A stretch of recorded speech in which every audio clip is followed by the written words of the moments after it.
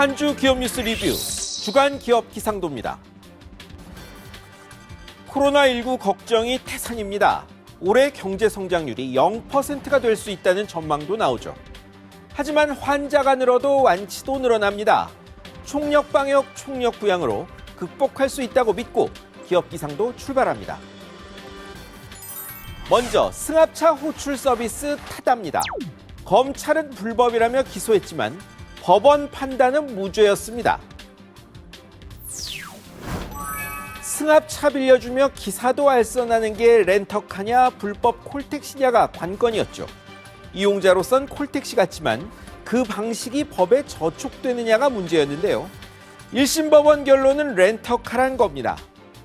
운영사 VCNC 박재욱 대표, 모기업 소카 이재용 대표는 무죄됐습니다.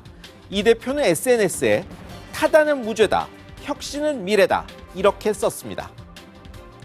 하지만 국회엔 타다 금지법도 남아있고 택시업계 반발도 거셉니다. 이 대표 말대로 혁신의 새로운 시간이 되려면 넘을 산이 많다는 이야기입니다. 다음은 LG화학입니다. SK이노베이션 상대 전기차 배터리 영업비밀 침해 국제소송전에서 먼저 승기 잡았습니다. 심판관 미국 국제무역위원회가 LG 손 들어줬습니다. 우리 법엔 없는 조기 패소 결정을 SK에 내렸습니다. 최종 판결은 아닌데 증거인멸, 조사 방해가 인정될 때 내립니다.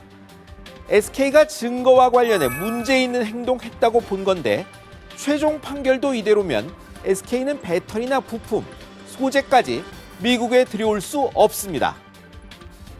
이번 판결로 타협 여지도 생겼습니다. 끝장 보기 전 적절히 보상하고 합의하는 게 서로 유리하기 때문이죠. 양사의 현명한 결정 기대하겠습니다. 이제 흐린 기업입니다. 먼저 IT 공룡 네이버입니다. 총수 이혜진 글로벌 투자 책임자가 검찰에 고발됐습니다. 공정거래법상 네이버는 대기업 집단, 쉽게 말해 재벌에 해당합니다. 그래서 매년 계열사 상황 신고하고 경제력 집중 규제 받는데요. 이 책임자는 개인, 친척회사 등 21곳 신고 누락한 혐의 받습니다. 네이버는 부인할지 몰라도 계열사를 숨긴 셈입니다. 총수가 계열사를 모른다는 게 말이 되냐는 게 공정위 입장입니다. 앞서 이 책임자의 총수 지정 놓고도 말이 많았죠. 몸집이 커지면 법적 책임도 커지는데 네이버와 이 책임자가 아직 익숙지 않은 것 같죠. 다음은 현대, 기아자동차입니다. 중국산 부품 긴급 조달에 전면 가동한 지 하루 만에 또 멈췄습니다. 지난주 현대차 울산 1공장은 사흘, 2공장은 하루, 전주 공장은 나흘 쉬었습니다. 기아 광명, 광주 3공장은 주 내내 멈췄죠. 중국서 부품이 소요량만큼 안 들어와서입니다. 후베이성 아닌 곳도 조업 재개 조건이 까다롭고 직원들도 다 안 돌아와 언제 또 부품 끊길지 모릅니다. 자동차 한 대에 2만여 개 부품이 들어간답니다. 한 개라도 없으면 생산이 멈춥니다. 싼 부품 찾아 해외로 가면 원가는 낮출 수 있어도 위험은 커진다는 것 알아야 합니다. 다음은 두산중공업입니다. 실적 악화로 5년 만에 대규모 명예퇴직 실시합니다.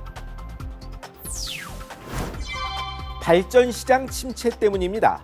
일각에선 탈원전을 원인으로 꼽던데 사실 6년째 단기 순적자죠. 그 이전부터 석탄 발전 침체, 금융비용 부담으로 손실이 난 겁니다. 이전 명퇴 역시 탈원전전이 2014년 있었는데요. 5년 만에 1000명을 내보낼 판입니다. 기존 공사대금 회수가 잘 안 되는 것도 큰 원인입니다. 받을 돈 대비 손실 충당금 설정액 비율이 40%를 훌쩍 넘는 실정입니다. 마지막은 제주항공 비롯한 저비용 항공사들입니다. 코로나19로 위기 심각해져 정부가 자금 긴급 수여를 결정했습니다. 관광객은 물론 출장도 오가는 물건도 줄어 저비용 항공사들이 고사 직전입니다. 특히 국내선 아니면 모두 중국, 동남아 노선이라 다 줄고 중단했죠. 임원임금 30% 반납, 무급휴직은 기본인데요.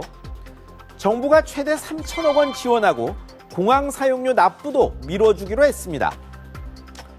그래봐야 긴급 조치입니다. 수입이 없는데 우선 빈 부분 메워주어도 오래 못 버팁니다. 코로나19 종식만이 살 길입니다. 뜻하지 않은 위기로 모두가 어렵습니다. 정부가 경기 부양 총력전 편달지만 한계는 분명합니다. 하지만 위기가 끝나면 곧바로 이전의 2배 속도로 뛰어 만회할 수 있게 준비하는 것은 온전히 기업의 몫입니다. 지금까지 주간 기업 기상도였습니다.